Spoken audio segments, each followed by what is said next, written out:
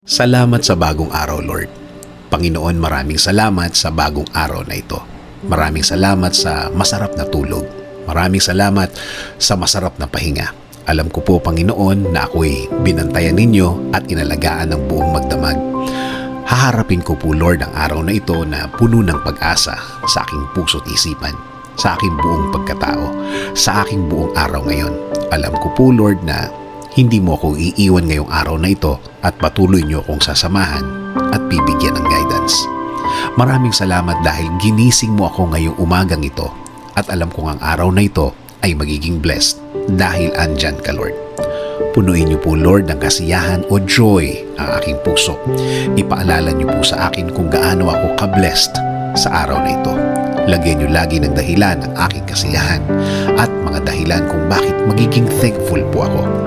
Kapag pumasok na po ang problema sa aking araw ngayon, i-remind niyo po ako ng inyong pagmamahal, ng inyong presensya, ng inyong kabaitan, ng inyong pag-aalaga, na kayo po ay laging andyan para ako'y alalayan.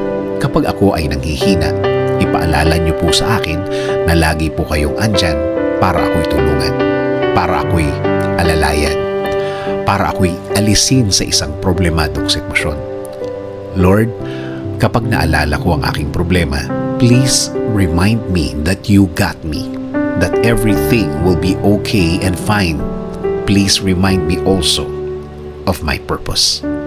Kung bakit ako nasa mundo, kung bakit ako nabuhay, kung bakit ako andito para sa araw-araw, para paglingkuran kayo at mahalin. Kasama na ang mga nagmamahal sa akin at nagpapahalaga na kayo pa din ang dapat masunod sa aming buhay. Naniniwala kami sa inyong plano na lahat-lahat na gusto niyong gawin sa amin ay makakabuti sa amin, na ang lahat ng plano ninyo ay makakabuti sa aking kinabukasan at kinabukasan ng aking pamilya. Lord, patuloy niyo pong pasukin ang aking buhay.